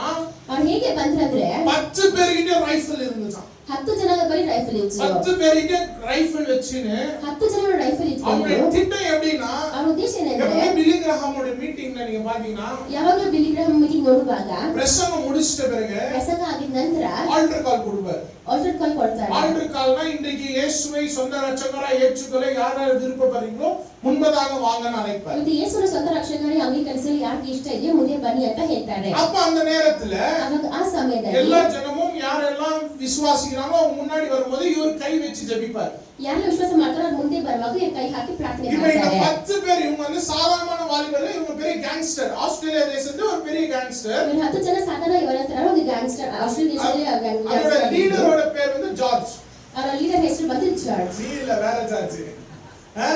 அந்த லீடரோட பேர் ஜார்ஜ். ಆ ಲೀಡರ್ ಹೆಸರು ಬಂದು ಜಾರ್ಜ್. சோ 10 பேரும் திட்டம் போட்டாங்க. ಇವಾಗ 10 ಜನ ದಿಟ್ಟ எப்படியோ ஒரு ಹಾಕಿದ್ದಾರೆ. பிரசங்கம் முடிப்பாரு. ಈಗ ஒரு ಪ್ರಸಂಗ அவர் ಮುಗಿಸ್ತಾರೆ. பிரசங்கம் முடிச்சிட்டு ஆல்டர் கால் கொடுப்பாரு பாருங்க. ಅವ್ರ ಪ್ರಸಂಗ ಮುಗಿಸಿ ಆಲ್ಟರ್ ಕಾಲ್ 10 ಕೊಡ್ತಾರಲ್ಲ. பேரும் போலாம். ಅವಾಗ 10 ಜನ ಹೋಗೋಣ. உனக்கு குறி தப்பிச்சுனா ನಿನ್ಗೆ ಗುರಿ ತಪ್ಪಿಟ್ರೆ நீ சுடு. ನೀನ್ உனக்கு ಸುಡು. குறி தப்பிச்சுனா நீ சுடு. ನೀನ್ ಗುರಿ ತಪ್ಪಿಟ್ರೆ ನೀನ್ ಸುಡ್ತಾಡು. 10 பேரும் கண்ணோட உட்கார்ந்து இருக்காங்க. ಇವಾಗ 10 ಜನ ಗನ್ ಒದಗಿ அந்த ಕೂತಿದ್ದಾರೆ. இடத்துல உட்கார்ந்து இருக்காங்க மீட்டிங்ல. ಇವಾಗ ಮೀಟಿಂಗ್ ಅಲ್ಲಿ ಕೂತಿದ್ದಾರೆ. ஒவ்வொருத்தரும் பாக்குற அளவு டிஸ்டன்ஸ்ல உட்கார்ந்து இருக்காங்க. ಒಬ್ಬರನ್ನ ನೋಡುವಷ್ಟು ಡಿಸ್ಟೆನ್ಸ್ ಅಲ್ಲಿ அப்ப ಕೂತಿದ್ದಾರೆ. இந்த லீடர் ஜார்ஜ்ங்கிற மனிதன் ಇವಾಗ ಲೀಡರ್ ಆಗಿರೋ ಜಾರ್ಜ್ ಒಬ್ಬ அந்த இடத்துல ಮನುಷ್ಯ உட்கார்ந்து இருக்கும்போது ಆ ಜಾಗದಲ್ಲಿ ಕೂತಿರುವಾಗ இவருக்குள்ள ஒரு கேள்வி வந்துச்சாம். ಇರೊಳಗೆ ಪ್ರಶ್ನೆ ಬಂತು. இந்த ஜனங்க ಹೇಗೆ ಈ ಜನರು இவர் சொல்றதெல்லாம் கையை தட்டி மகிமைப்படுத்துறாங்களே. ಇವ್ರು ಹೇಳೋದನ್ನ ಕೈ ತಟ್ಟಿ ಮಹಿಮೆ அப்படி ಪಡಿಸ್ತಾರಲ್ವಾ? பார்த்து கொண்டே இருக்கும்போது ಹಾಗೆ ನೋಡ್ತಲೇ ಇರುವಾಗ திடீர்னு ஒரு சத்தம் வெளிப்படுச்சாம். ಪಕ್ಷದ ಶಬ್ದ ಬಂತಂತೆ. What are you doing here, George? ಇಲ್ಲಿ ಏನ್ ಮಾಡ್ತಿದ್ಯಾ ಜಾರ್ಜ್ நீ ಅಂತ? இங்க என்ன பண்ணிட்டு இருக்கிற? ನೀನ್ ಏನ್ ಮಾಡ್ತಿದ್ಯಾ? அப்படின்னு ஒரு சத்தம் கேட்டுச்சாம். ಹಾಗೆ ಒಂದು ಶಬ್ದ உடனே ಕೇಳಿದೆ. இவர் பின்னாடி திரும்பி பாக்குறாராம். ಪಕ್ಷ ಹಿಂದೆ ತಿರುಗಿ அந்த ನೋಡ್ತಿದ್ದಾರೆ. இடத்துல யாருமே இல்ல. ಆ ಜಾಗದಲ್ಲಿ ಯಾರು ಇಲ್ಲ. ஏன்னா அவர் இருந்த இடத்துல இவர் மட்டும் தான் உட்கார்ந்து இருக்கிறாரு அந்த சைடுல. ಯಾಕಂದ್ರೆ ಅವ್ರ ಕೂತಿರೋ ಸೈಡ್ ಅಲ್ಲಿ ಅವ್ರೊಬ್ರು ಮಾತ್ರ அங்க ಕೂತಿದ್ದಾರೆ. யாருமே இல்ல. ಅಲ್ಲಿ ಯಾರುமே ಇಲ್ಲ. உடனே இவர் கேட்டாராம். ಪಕ್ಷ ಅವ್ರು ಕೇಳಿದ್ರಂತೆ, நீங்க ஆண்டவர்னு எனக்கு தெரிஞ்சிச்சு. ನೀವ್ ದೇವ್ರ ನನಗೆ என்னோட ಗೊತ್ತಾಯ್ತು. பேசுறது ஆண்டவர்னு எனக்கு ನನ್ನ தெரிஞ்சிச்சு. ಬಳಿ ಮಾತಾಡೋ ದೇವ್ರ அப்ப ಗೊತ್ತಾಯ್ತು. கேட்டாரா? ಅವ್ರು ಕೇಳಿದ್ರಂತೆ, நீங்க ஏன் ನೀವ್ ಯಾಕೆ என் அப்பாவை என்கிட்ட இருந்து பிரிச்சீங்க? ನನ್ನ ತಂದೆ ನನ್ನ ಬಳಿಯಿಂದ ದೂರ நீங்க ಮಾಡಿದ್ದು? ஏன் என்ன வந்து வெறுத்தீங்க? ನೀವ್ ಯಾಕೆ ನನ್ನನ್ನು ದ್ವೇಷ ಮಾಡಿದ್ದು? அப்ப அந்த சத்தம் மீண்டும் வெளிப்பட்டுச்சு. ಆ ತಿರ್ಗಾ ಶಬ್ದ ಪ್ರಕಟಣೆ ಆಯ್ತು. நான் உன் தகப்பனை உன்கிட்ட இருந்து பிரிக்கலப்பா. ನನ್ನ ತಂದೆ ನಿನ್ನನ್ನು ದೂರ ಮಾಡಿಲ್ಲ. நான் உன்னை வெறுக்கல. ನನ್ನನ್ನು ದ್ವೇಷ ಮಾಡಿಲ್ಲ. நீ பிறந்ததிலிருந்து ನೀನು ಹುಟ್ಟಿದ್ರಿಂದ இதுவரைக்கும் ಇದುವರೆಗೂ இனிமேல நான் உன்னை நேசிப்பேன். ಇನ್ನು ಮೇಲೆ ಪ್ರೀತಿ ಮಾಡ್ತೀನಿ. அப்படின்னு சொன்ன உடனே இவருடைய இருதயம் கரைய ஆரம்பிச்சிருச்சு. ಹಾಗೆ ಹೇಳುವಾಗ ಹೃದಯ ಕರೆಕ್ಟ್ ಸ್ಟಾರ್ಟ್ ಆಯ್ತು. அடுத்து இப்ப ஆல்டர் கால் கொடுக்கறாரு. ಇವಾಗ ಬೆನಿಹನ್ ಆಲ್ಟರ್ ಕಾಲ್ ಮಾಡ್ತಾರೆ. கரெக்டா இவருக்குள்ள அந்த சத்தம் கேட்கும்போது ಕರೆಕ್ಟ್ ಆಗಿ ಅವರೊಳಗೆ ಶಬ್ದ ಕೇಳುವಾಗ அந்த ஊழியர் சொல்றாராம். ಆ ಸೇವಕರು ಹೇಳ್ತಿದ್ದಾರೆ, இன்றைக்கு ஆவியானவர் இந்த இடத்துல செயல்பட்டு கொண்டிருக்கிறார். ಇವತ್ತು ಆತ್ಮನ ಈ ಜಾಗದಲ್ಲಿ ಕ್ರಿಯೆ ಮಾಡ್ತಿದ್ದಾರೆ. அநேகருடைய இருதயத்துல ஆவியானவர் பேசிக் கொண்டிருக்கிறார். ಅನೇಕ ಹೃದಯದಲ್ಲಿ ಆತ್ಮನ ಮಾತಾಡ್ತಿದ್ದಾರೆ. கரெக்டா அந்த நேரத்துல இவருக்குள்ள ஆவியானவர் பேசிக் கொண்டிருக்கிறார். ಕರೆಕ್ಟ್ ಆಗಿ ಆ ಸಮಯದಲ್ಲಿ ಆತ್ಮನ ಇರೋರಿಗೆ ಮಾತಾಡ್ತಿದ್ದಾರೆ. இருதயம் கரைஞ்சிச்சு. ಇವ್ರ ಹೃದಯ ಕರ್ಗೋಗ್ಬಿಟ್ಟು இவர் வந்து அழுவ ஆரம்பிச்சிட்டாராம். ಇವ್ರು ಅಲಕ್ಕೆ ಸ್ಟಾರ್ಟ್ இவரால ಮಾಡಿದ್ರು. கட்டுப்படுத்த முடியல. ಇವ್ರನ್ನ ಕಟ್ಟುಪಡಕ್ ಆಗ್ಲಿಲ್ಲ. நினைச்சு அழுவுறாரு. ಅವ್ರ ಪ್ರೀತಿ ನೆನ್ಸು ಅಂತಾನೆ இப்ப ಇದ್ದಾರೆ. பிலி கிரஹாம் வந்து ஆல்டர் கால் கொடுக்கறாரு. ಇವಾಗ ಬಿಲಿಗ್ರಾಮ್ ಬಂದು ಆಲ್ಟರ್ ಕಾಲ್ இவர் வந்து ಮಾಡ್ತಿದ್ದಾರೆ. ஏஞ்சி போறாரு. ಇವ್ರು ಎದ್ದು இவர் ಹೋಗ್ತಿದ್ದಾರೆ. ஏஞ்சி போகும்போது எப்படி போனாருன்னா ಇವ್ರು ಎದ್ದು ಹೋಗುವಾಗ ಹೇಗೆ ಹೋದ್ರಂದ್ರೆ, இவரோட இடுப்புல இருந்த அந்த கன் எடுத்து ಇವ್ರು ಸೊಂಟಲಿದ್ದ ಆ ಗನ್ அந்த ரைஃபிள் எடுத்து கீழே வச்சிட்டு ಆ ರೈಫಲ್ ಎತ್ತಿ ಕೆಳಗೆ ಅವ್ರು ಹಾಕಿದ್ದು ಓಡಿದ್ರು. ಅವ್ರು ಓಡೋದ್ರಂತೆ. ஓடி போய் நின்னு அழுதாராம். ಓಡೋಗಿ ನಿಂತ್ಕೊಂಡು ಅರ್ಥ ಇದ್ರಂತೆ. அழுதுட்டே இருந்தாராம். ಹಚ್ಕೊಂಡೇ ஒரே ಇದ್ರಂತೆ. என்ன மன்னிங்க. ದೇವರನ್ನ ಕ್ಷಮಿಸಿ, என்ன ரட்சிங்க. ನನ್ನ ರಕ್ಷಿಸಿ. இவர் மறந்துட்டாரு. ಇವ್ರು ஏன்னா ಮರ್ಕೊಂಡ್ಬಿಟ್ಟಾರೆ. கூட 9 பேர் கூட்டிட்டு வந்தாரு இல்லையா? ಇವ್ರ ಜೊತೆ 9 ಜನ ಕರ್ಕೊಂಡು அவங்கள ಬಂದ್ರಲ್ಲ, குறிச்சு மறந்துட்டாரு. ಅವ್ರ ಜೊತೆ ಅವರನ್ನ ಇವ್ರು போய் ಮರ್ಕೊಂಡ್ಬಿಟ್ರು. ಅಳುವ್ರಾರೆ. ಇವ್ರು ಹೋಗಿ ಅಳ್ತಿದ್ದಾರೆ. செபலாம் முடிச்சிட்ட பிறகு ರಾತ್ರಿಯಲ್ಲಿ ಮುಗಿದ ನಂತರ அதான் பெலி கிரஹாம் உயிரோட இருக்கிறாரு. ಇನ್ನ ಬಿಲಿಗ್ರಾಮ್ ಜೀವಂತವಾಗಿದ್ದಾರೆ. இவருக்கு ஆச்சரியம். ಇವ್ರಿಗೊಂದು ಆಶ್ಚರ್ಯ.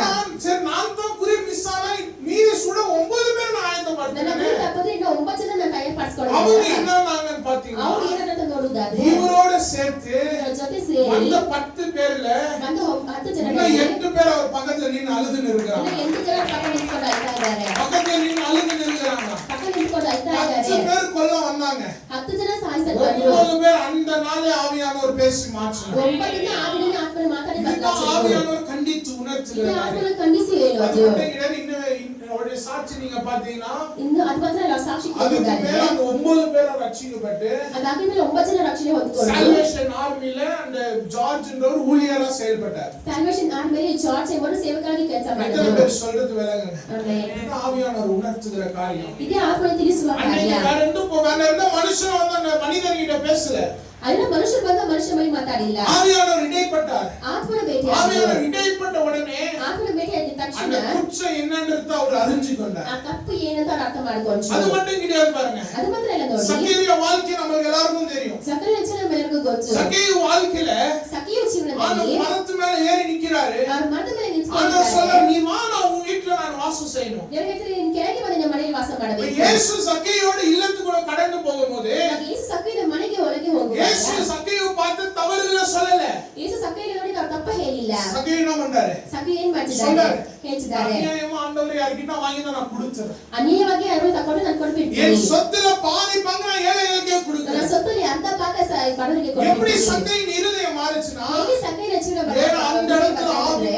ஆவியானவர் சக்கையின் இருதயத்தோட பேசினார். ಯಾಕಂದ್ರೆ ಆತ್ಮನ ಆ ಚಾಕ್ಲೆ ಸಖಿಯ ಹೃದಯದಲ್ಲಿ ಮಾತಾಡೋದು இது சத்தியம் இல்ல. ಇದು ಸತ್ಯ நீ ಅಲ್ಲ அநியாயமா வாங்கின இது சத்தியம் கிடையாது. ಅನ್ಯವಾಗಿ ತೆಗೆದುಕೊಳ್ಳೋ நீ ಸತ್ಯ வந்து ಅಲ್ಲ அநியாயமா வாழ்ந்து இது வந்து தேவனுடைய சத்தியம் அல்ல.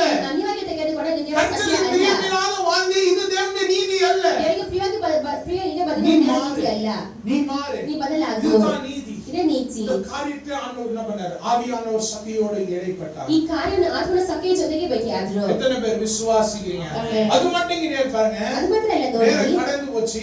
ಸಮಯ நாலாவது ಆದಷ್ಟು காரியத்தை நம்ம பார்க்கலாம். ನಾಲ್ಕನೇ ಕಾರ್ಯಗಳು ನೋಡಿಕೊಳ್ಳೋಣ நாலாவது ஆவியானுடைய செயல்பாடு என்னன்னா, ನಾಲ್ಕನೇ ದೇವರ ಆತ್ಮನ ಕ್ರಿಯೆ ಏನಂದ್ರೆ he gives us spiritual gifts.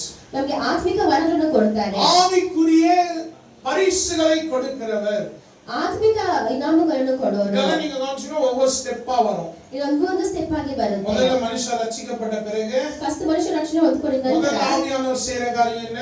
ಮೊದಲು ಆತ್ಮನ ಮಾಡುವ ಕಾರ್ಯ ಏನು வாழ்க்கையை உருமாற்றுவார். ಜೀವನವನ್ನು ಬದಲಾಯಿಸೋದು பாவத்தை கண்டித்து உணர்த்துவார். ಪಾಪವನ್ನು ಖಂಡಿಸಿ ತಿಳಿಸೋದು சத்தியத்துக்கு நேரா நடத்துவார். ಸತ್ಯಕ್ಕೆ ನೇರಾಗಿ இதுக்கு ನಡೆಸೋದು அடுத்தது ஆவியானவர் நம்ம கூட செய்யற காரியம் என்னன்னா, ಇದಾಗಿದ ಮೇಲೆ ಆತ್ಮದ ಬಗ್ಗೆ ಮಾಡುವ ಕಾರ್ಯ ಏನಂದ್ರೆ ஆவிக்குரிய பலன்கள் கிஃப்ட்ஸ் அந்த பரிசுகளை கொடுப்பார். ಆತ್ಮಿಕ ಉಡುಗೊರೆ ಕೊಡುವುದು 1 கொரிந்தியர் 12வது அதிகாரத்துல 4:11 வாசிக்கலாம். 1 ಕೊರಿಂಥ 14:4 ಓದಿಕೊಳ್ಳೋಣ சீக்கிரம் வாசிங்க, இந்த பாயிண்டோட முடிக்கலாம். 1 கொரிந்தியர் 12:4-11.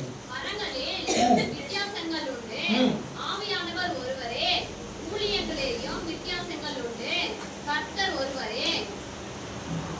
வாசிங்க 11 வரைக்கும் வாசிங்க.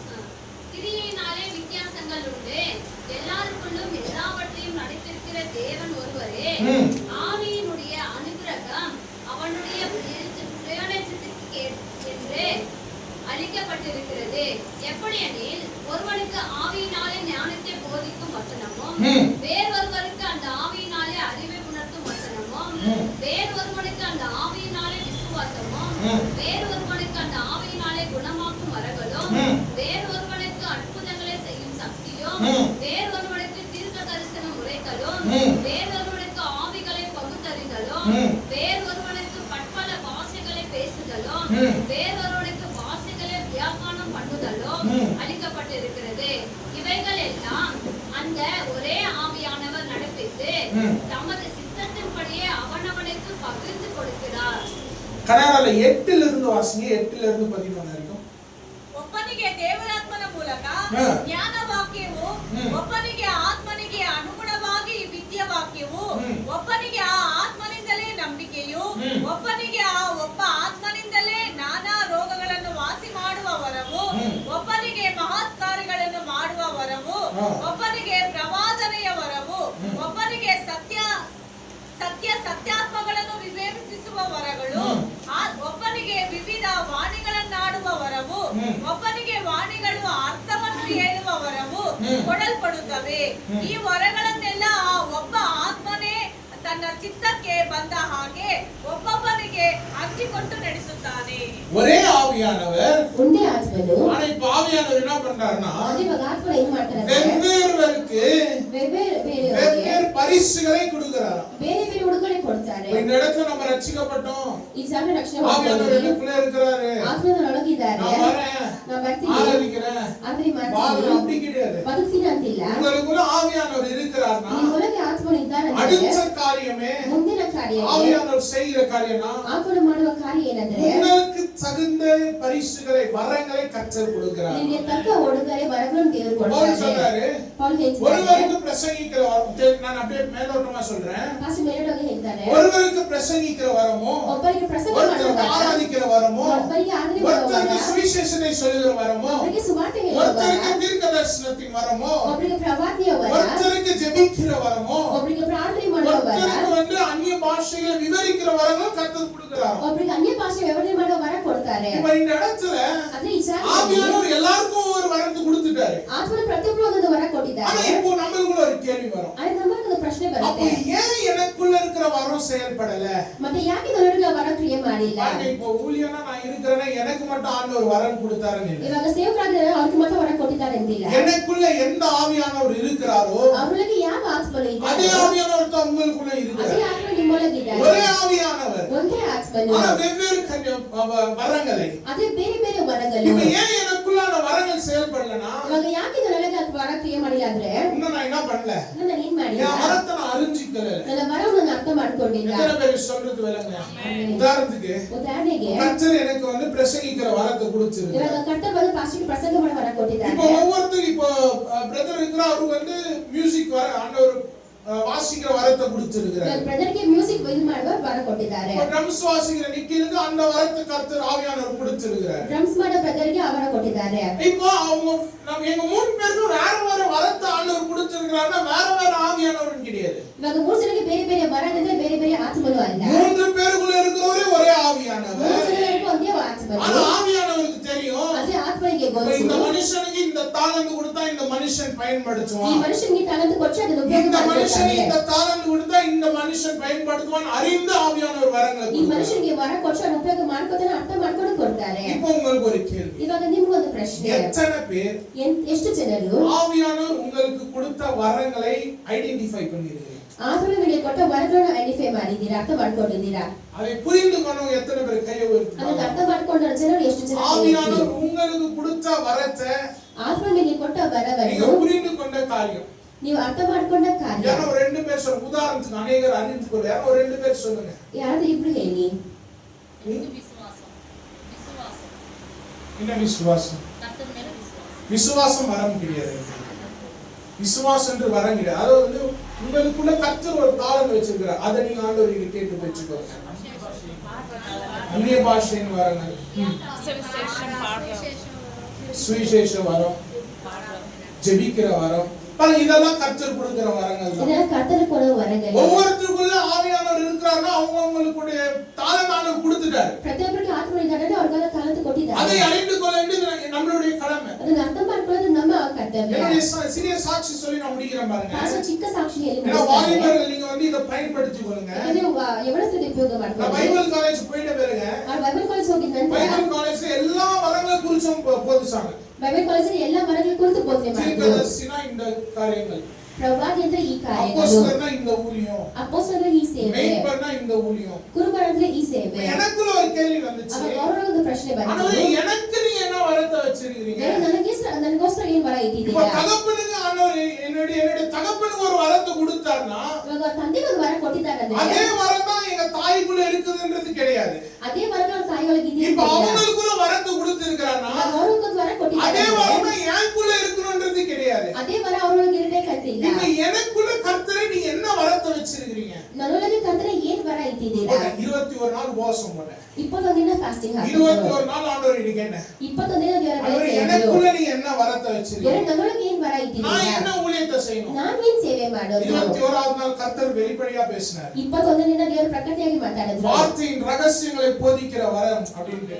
ವಾಕ್ಯದ ರಹಸ್ಯವನ್ನು ಬೋಧನೆ ಮಾಡುವ ವರ, பிரசங்கிக்கிற வரம்னாரு. ಪ್ರಸಂಗ ಮಾಡುವ ವರ. அப்ப நான் பிடிச்சேன். ಆವಾಗ ಹಿಡ್ಕೊಂಡು ஆண்டவர் எனக்கு பிரசங்கிக்கிற வரத்தை கொடுத்தார். ದೇವರು ನನಗೆ ಪ್ರಸಂಗ ಮಾಡುವ ವರ அப்ப அத நான் ಕೊಟ್ಟಿದ್ದಾರೆ. எப்படி டெவலப் பண்றது? ನಾನು ಅದನ್ನು ಹೇಗೆ ಉಪಯೋಗ பாருங்க, ஆண்டவர் ಮಾಡ್ಕೊಳ್ಳೋದು? எனக்கு பிரசங்கிக்கிற வரம் கொடுத்துட்ட பிறகு ದೇವರು ಅವ್ರಿಗೆ ಪ್ರಸಂಗ ಮಾಡುವ ವರ ಕೊಟ್ಟಿದ್ದ நான் ನಂತರ போய் நின்று நான் தீர்க்கதரிசனம் உரைக்கிறேன்னா உரைக்க முடியாது. ಅವ್ರು ಹೋಗಿ ನಿಂತ್ಕೊಂಡು ಪ್ರವಾದಿ ಹೇಳ್ತೀನಿ ಅಂದ್ರೆ ಹೇಳಕ್ இல்ல ಆಗೋದಿಲ್ಲ. நானும் ஊழியம், நானும் வந்து கை வைக்கிறேன், நானும் தீர்க்கதரிசனம் அதெல்லாம் கிடையாது. ನಾನು ಸೇವಕರು, ನಾನು ಕೈ ಹಾಕ್ತೀನಿ, ಪ್ರವಾದಿ ಹೇಳ್ತೀನಿ ಅಂತಿಲ್ಲ. ஏன்னா எனக்குன்னு வேற வரத்தை ஆவியானவர் கொடுத்திருக்கிறார். ಅವ್ರಿಗಿಂತ ಬೇರೆ ವರ ಆತ್ಮನೆ ಕೊಟ್ಟಿದ್ದಾರೆ. அநேக நேரத்துல சில தீர்க்கதரிசிகளை நம்ம பார்க்கலாம். ಅನೇಕ ಸಮಯದಲ್ಲಿ ಕೆಲವು ಪ್ರವಾದಿಗಳು அவங்க ನೋಡಬಹುದು. நல்லா தீர்க்கதரிசனம் உரைப்பாங்க. ಅವ್ರು ಚೆನ್ನಾಗಿ ಪ್ರವಾದಿ ஆனா ಹೇಳ್ತಾರೆ. பிரசங்கத்தை அவங்களால செய்ய முடியாது. ಆದ್ರೆ ಪ್ರಸಂಗ ಮಾಡಕ್ ஜெபத்தை ಆಗೋದಿಲ್ಲ, அவங்களால செய்ய முடியாது. ಪ್ರಾರ್ಥನೆ ಮಾಡಕ್ உடனே ಆಗೋದಿಲ್ಲ. அவங்களுக்குள்ள ஆவியானவர் இல்லன்றது கிடையாது. ತಕ್ಷಣ ಅವರಿಗೆ ಆತ್ಮನೆ ಇಲ್ಲ ಅಂತಿಲ್ಲ, அவருக்குள்ளே இருக்கிறாரு. ಅವರಿಗೂ ஆனா ಇದ್ದಾರೆ. அவருக்கு தகுந்த வரத்தை அவரு கொடுத்திருக்கிறாரு. ಆದ್ರೆ ಅವ್ರಿಗೆ ತಕ್ಕ ವರವನ್ನು ಅವ್ರು ಕೊಟ್ಟಿದ್ದಾರೆ. எனக்கு தகுந்த வரத்தை கர்த்தர் எனக்கு கொடுத்திருக்கிறாரு. ನಮಗೆ ಬೇಕಾದ ವರ ನಮಗೆ அது ಕೊಟ್ಟಿದ್ದಾರೆ. மட்டும் கிடையாது. ಅದು ಮಾತ್ರ ಅಲ್ಲ, எனக்குள்ள இருக்கிற அதே ஆவியானவர் ಪಾಸ್ಟರ್ಗಳಿಗೂ ಅದೇ ಆತ್ಮ உங்களுக்குள்ளே இருக்கிறாரு. ನಿಮ್ಮೊಳಗೂ ಇದ್ದಾರೆ. உங்களுக்கு தகுந்த வரங்கள் கர்த்தர் உங்க கரத்துல ನಿಮಗೆ கொடுத்திருக்கிறாரு. ತಕ್ಕ ವರಗಳು ಆತ್ಮನ ಕೈ எத்தனை பேர் ಕೊಟ್ಟಿದ್ದಾರೆ. விசுவாசிக்கிறீங்க?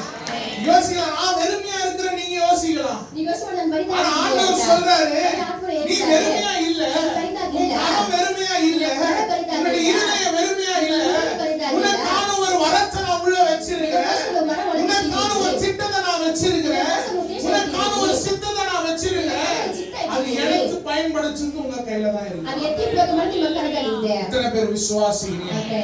ஒருவேளை இன்னமும் ಒಂದು ವೇಳೆ ಇದುವರೆಗೂ அதனால நீங்க ஏன் எந்த வரத்தை என் கூட கொடுத்திருக்கீங்கன்னு அறியாம இருந்தா ಆತ್ಮ ಯಾವ ವರ ಕೊಟ್ಟಿದ್ದಾರೆ ಅಂತ ಅರ್ಥ ಮಾಡ್ಕೊಳ್ತಾ ಇದ್ರೆ இன்னில இருந்து ஜெபிங்க. ಇವರಿಂದ ಪ್ರಾರ್ಥನೆ ಮಾಡಿ. குறைஞ்சது ಹೆಚ್ಚು ಕಮ್ಮಿ ஒரு வாரம் உபவாசம் போடுங்க. ಒಂದು ವಾರ ಉಪವಾಸ ஏன்னா ಹಾಕಿ ஆண்டவருடைய வரங்களை பெற்றுக்கொள்வது சாதாரணமான காரியம். ಯಾಕಂದ್ರೆ ಆತ್ಮನ ವರ ಹೊಂದ್ಕೊಳ್ಳೋದು ಸಾಧಾರಣ ಕಾರ್ಯ ಅಲ್ಲ. பரவாயில்ல, ஒரு வாரம் நம்ம ஒண்ணு இறந்து போறது கிடையாது. ಒಂದು ವಾರದಲ್ಲಿ ನಾವು ಸತ್ತೋಗೋದಿಲ್ಲ. உபவாசம் போடுங்க, ಉಪವಾಸ ಹಾಕಿ ஆண்டவரை கேளுங்க. ದೇವರ ಬಳಿ ಕೇಳಿ. ஆண்டவரே, ஆவியானவர் எனக்குள்ள இருக்கிறது எனக்கு தெரியும். ஆவியானவர் ಆತ್ಮನ ನನ್ನೊಳಗೆ ನನಗೆ நீங்க என் ಗೊತ್ತಾಗ್ತದೆ. வாழ்க்கையை மாற்றிட்டீங்க, ನೀವು ನನ್ನ ನೆಚ್ಚಿನ ಬದಲಾಯಿಸಿದ್ದೀರಾ. பாவத்தை கண்டித்து உணர்த்திட்டீங்க. ನನ್ನ ಪಾಪವನ್ನು ಖಂಡಿಸಿ இப்ப ತಿಳಿಸಿದ್ದೀರಾ. அடுத்த காரியம், ಮುಂದಿನ ಕಾರ್ಯ ಏನು? அடுத்து எனக்கு பலனை கொடுத்துட்டீங்க, சத்தியத்துக்கு நேரா நடத்திட்டீங்க. ನನ್ನ ಸತ್ಯಕ್ಕೆ ನೇರವಾಗಿ இப்ப ನಡೆಸಿದ್ದೀರಾ. சத்தியத்துக்குள்ள நான் இருக்கிறேன். ಇವಾಗ ಸತ್ಯೊಳಗೆ ನಾನು இப்ப ಇದ್ದೀನಿ. ஆண்டவரೇ, ಇವಾಗ எனக்கு என்ன வரத்தை நீங்க வச்சிருக்கீங்க ನನಗೇನು ವರ ಇಟ್ಟಿದ್ದೀರಾ அதை சொல்லுங்க ஆண்டவரே. ಅದನ್ನು அதை ಹೇಳಿದ್ದೇವೆ. வெளிப்படுத்துங்க. ಅದನ್ನು ಪ್ರಕಟಣೆ ಮಾಡಿ. எத்தனை பேர் கேட்க விசுவாசம்? ಎಷ್ಟು ಜನ ಕೇಳಿ ವಿಶ್ವಾಸ ಮಾಡಿದ್ದೀರಾ? ஹalleluya. ஹalleluya. இன்னைக்கு 4 காரியத்தை அடுத்த வாரம் நம்ம தியானிப்போம். ಇನ್ನು ಮಿಕ್ಕಿದ 4 ಕಾರ್ಯಗಳು ಮುಂದಿನ ವಾರ இப்ப ನೋಡೋಣ. இது 2 பாகமா பிரிக்கலாம். எப்படின்னா, ಇದನ್ನು 2 ಭಾಗವಾಗಿ ವಿಭಾಗ ಮಾಡೋದು இன்னைக்கு நம்ம ಏನಂದ್ರೆ கேட்ட 4 காரியமும் ಇವತ್ತು ನಾವು ಕೇಳಿದ 4 ಕಾರ್ಯಗಳು கிறிஸ்தவன் ரட்சிக்கப்பட்டதிலிருந்து ஆரம்ப கட்டம். ಒಂದು ಕ್ರೈಸ್ತನ ರಕ್ಷಣೆ ಹೊಂದಿದ ಆರಂಭ ಘಟ್ಟ. அடுத்து பார்க்கிற 4 காரியமும் ಮುಂದೆ ನೋಡುವ 4 ಕಾರ್ಯಗಳು அடுத்து ரட்சிக்கப்பட்டு முதிர்ச்சி அடைந்த பிறகு நடக்கிற ஆவியானுடைய செயல்களை நம்ம அடுத்த வாரம் பார்க்க போறோம். ರಕ್ಷಣೆ ಹೊಂದಿಕೊಂಡಿದ್ದ ಜಾಸ್ತಿ ವರ್ಷ ಆಗಿರೋ ಹೊಂದಿಕೊಳ್ಳೋ ಕಾರ್ಯ. இப்போ இந்த 4 காரியமும் உங்க கையில இருக்குது. ಈ 4 ಕಾರ್ಯ ನಿಮ್ಮ ಕೈಯಲ್ಲಿ ಇದೆ. ஒருவேளை எழுதுனா உங்க தெரிஞ்சவங்க கிட்ட கேட்டு எழுதிக்கோங்க. ಒಂದವೇಳೆ ಬರ್ಕೊಳ್ಳದಿದ್ರೆ ನಿಮಗೆ ಗೊತ್ತಿರೋ ಬರೀ இப்போ இந்த 4 காரியத்தையும் பாருங்க. ಇವಾಗ ಈ 4 ಕಾರ್ಯಗಳು 4 ನೋಡಿ. காரியத்துல ಈ 4 ಕಾರ್ಯದಲ್ಲಿ எல்லா ஆவியானுடைய செயலும் என் இருதயத்துல மிஸ் ஆகுது. ಯಾವ ಆತ್ಮನ ಕಾರ್ಯ ನಮ್ಮಲ್ಲಿ ಮಿಸ್ எந்த ಆಗಿದೆ? காரியம் என் வாழ்க்கையில மிஸ் ஆகுது? ಯಾವ ಕಾರ್ಯ ನನ್ನ ಜೀವನದಲ್ಲಿ ಮಿಸ್ ஒருவேளை ಆಗಿದೆ? உங்க வாழ்க்கையில ಒಂದವೇಳೆ ನಿಮ್ಮ ಜೀವನದಲ್ಲಿ உங்க வாழ்க்கை இன்னும் ಇವಾಗ மாற்றப்படவில்லைன்னா ನಿಮ್ಮ ಜೀವನ ರೂಪಾಂತರ ಹೊಂದ್ಕೊಂಡಿಲ್ಲ இன்னைக்கு ಅಂದ್ರೆ ஆவியானவர்ட்ட கேளுங்க. ಇವತ್ತು ಆತ್ಮನ ಬಳಿ ஆண்டவரே, ಕೇಳಿ. என் வாழ்க்கை உருமாற்று. ದೇವರ ನನ್ನ ಜೀವನ ರೂಪಾಂತರ அடுத்து ಹೊಂದಿಸಿ. உங்க வாழ்க்கையில இன்னும் ஆவியானவர் பாவத்தை கண்டித்து உணர்த்துகிற அந்த அனுபவத்துக்குள்ள இல்லனா ಇನ್ನು ಆತ್ಮನ ಪಾಪವನ್ನು ಖಂಡಿಸಿ ಉಣಸುವ ಕಾರ್ಯಗಳು ನಿಮ್ಮ ಜೀವನದಲ್ಲಿ ஆண்டவரே ಇದ್ರೆ கேளுங்க. ದೇವರ ಬಳಿ ஆண்டவரே, ಕೇಳಿ. இந்த பாவத்தை கண்டித்து உணர்த்துங்க. ದೇವರ ನನ್ನ ಪಾಪವನ್ನು ಖಂಡಿಸಿ ತಿಳಿಸಿ. இல்ல ஆண்டவர் வாழ்க்கையை மாற்றி பாவத்தை கண்டித்து உணர்த்தி ஆனா இன்னும் சத்தியம் அறியாம இருந்தீங்கன்னா ಜೀವನ ಬದಲಾಯಿಸಿ ಪಾಪವನ್ನು ಖಂಡಿಸಿ ಸತ್ಯ ಹರ್ಕೊಳ್ತಾ ಇದ್ರೆ இப்ப ஆண்டவர்கிட்ட கேளுங்க. ಇವಾಗ ದೇವರ ಬಳಿ ஆண்டவர் ಕೇಳಿ. உங்களுடைய சத்தியத்துக்கு நேரா என்ன நடத்துங்க. ನಿಮ್ಮ ಸತ್ಯಕ್ಕೆ ನೇರಾಗಿ ನನ್ನ ನಡೆಸಿ. சத்தியத்துல இருக்கிறீங்க, ಸತ್ಯದಲ್ಲಿ ಇದ್ದೀರಾ. பாவத்தை கண்டித்து உணர்த்திட்டாரு. ಪಾಪವನ್ನು ಖಂಡಿಸಿ ஆனா ತಿಳಿಸಿದ್ದಾರೆ. உண்மை எனக்கு என்ன வரங்கள்னு தெரியலனா ಅದು ಇನ್ನ ವರ ಏನಂತ ಗೊತ್ತಿಲ್ಲ ಅಂದ್ರೆ ஆண்டவர்கிட்ட கேளுங்க. ದೇವರ ಬಳಿ ಕೇಳಿ. ஏன் வரங்களை ஆண்டவர் வெளிப்படுத்துங்க. ನನ್ನ ಮಗನನ್ನು ದೇವರ ಪ್ರಕಟಣೆ ಮಾಡಿ ಎಲ್ಲ ನಿಂತ್ಕೊಳ್ಳೋಣ. வேதாகமத்தை வைக்கலாமா? ವಾಕ್ಯ ನಿಂತ್ಕೊಳ್ಳೋಣ. இப்போ உங்களுக்கு தெரியும் ಇವಾಗ ನಿಮಗೆ ಗೊತ್ತು ஆவியானவர் எந்த கட்டத்துல உங்க வாழ்க்கையில செயல்பட்டு கொண்டு இருக்கிறார். ಆತ್ಮನು ಯಾವ ಕಡೆಯಲ್ಲಿ ಕ್ರಿಯೆ ಮಾಡ್ತಿದ್ದಾರೆ அடுத்த ಅಂತ. கட்டம் உங்களுக்கு தெரியும். ಇವಾಗ ಮುಂದಿನ ಘಟನೆ ನಿಮಗೆ இப்ப இந்த ಗೊತ್ತು. 4 கட்டமும் உங்க வாழ்க்கையில இருந்துச்சுன்னா ಇವಾಗ ಈ 4 ಘಟನೆ ನಿಮ್ಮ ಜೀವನ ಇದ್ರೆ ஜெபம் பண்ணுங்க. ಇವಾಗ ಪ್ರಾರ್ಥನೆ ஆண்டவரே, ಮಾಡಿ. இன்னும் அடுத்த வாரம் நான் கேட்க போற சத்தியம் ದೇವರೇ ಮುಂದಿನ ವಾರ ನಾನು ಕೇಳುವ ಸತ್ಯ அந்த காரியங்களை என் வாழ்க்கையில இந்த வாரத்திலே செயல்பட்டு இருக்கும். ಆ ಕಾರ್ಯಗಳನ್ನು ಈ ವಾರದಲ್ಲಿ ಕ್ರಿಯೆ ಮಾಡಬೇಕು. எத்தனை பேர் விசுவாசிக்கிறீங்க? ಆಮೆನ್. எல்லாம் கண்களை மூடி ಎಲ್ಲ ಕಣ್ಗಳ ಮುಚ್ಚಿ ஒரு நிமிடம் ஆவியானவருக்கு நன்றி செலுத்தலாம். ಮೊದಲನೇ ಆತ್ಮನಿಗೆ ಸ್ತೋತ್ರ ಹೇಳೋಣ. ஆவியானவர் செய்த செயல்களுக்கு நன்றி செலுத்தலாம். ಆತ್ಮನ ಕ್ರಿಯೆಗೆ ಸ್ತೋತ್ರ ಹೇಳೋಣ. இந்த நாள் மட்டும் நம்மளை நடத்தினாரே. ಇದುವರೆಗೂ ನಮ್ಮನ್ನ ನಡೆಸ್ಕೊಂಡು ಬಂದ್ರಲ್ವಾ? தேற்றரவாளனாய் ಒಂದು ಸಹಾಯಕರನ್ನು நம்மளோடு இருந்தாரே. ನಮ್ಮ ಜೊತೆ ಇದ್ರಲ್ವಾ? நம்முடைய வாழ்க்கையை உருவாக்கினாரே. ನಮ್ಮ ಜೀವನ ರೂಪಾಂತರಗೊಳಿಸಿ நம்மளுக்கு பாவத்தை குறித்ததான கண்டித்து உணர்த்தினாரே. ನಿಮಗೆ ಪಾಪವನ್ನು ಕುರಿತು ಖಂಡಿಸಿ ತಿಳಿಸಿದ್ರಲ್ವಾ? நம்மை சத்தியத்துக்கு நேராய் நடத்தினாரே. ಸತ್ಯಕ್ಕೆ ನೇರಾಗಿ ನಡೆಸಿದ್ರಲ್ವಾ? நம்மளுக்கு ஆண்டவரே வரங்களை கொடுத்து நடத்தினாரே. ನಮಗೆ ವರವನ್ನು ಕೊಟ್ಟು ನಡೆಸಿದ್ರು. நன்றி செலுத்தலாமா? ಸ್ತೋತ್ರ ಹೇಳೋಣ. நன்றி செலுத்தலாமா? ಸ್ತೋತ್ರ ಹೇಳೋಣ. நன்றி செலுத்துகிறோம் ஆண்டவரே. நன்றி செலுத்துகிறோம் ஆண்டவரே. ஒருவேளை நீங்க யோசிக்கலாம், ಒಂದ್ ವೇಳೆ ನೀವು ಯೋಚನೆ என் வாழ்க்கையில ஆவியானவரே இல்லைன்னு போல இருக்கு. ಆತ್ಮನೇ ಇಟ್ಟಿರುವ ಹಾಗಿದೆ. கேளுங்க, ஆவியானவர் ಅಗತ್ಯಲ್ಲಿ ஆவியானவர் என் இருதயத்துல வாங்க. ಆತ್ಮನ ಮಧ್ಯದಲ್ಲಿ நீங்க ಬನ್ನಿ. கேட்ட சத்தியத்தை நானும் ருசி பார்க்கணும். ಇದು ಕೇಳಿದ ಸತ್ಯ ನಾನು ರುಚಿ நீங்க கேட்ட ನೋಡಬೇಕು. காரியங்களை நானே என் வாழ்க்கையில அனுபவிக்கணும். ಇದು ಕೇಳಿದ ಕಾರ್ಯಗಳ ರಚನೆ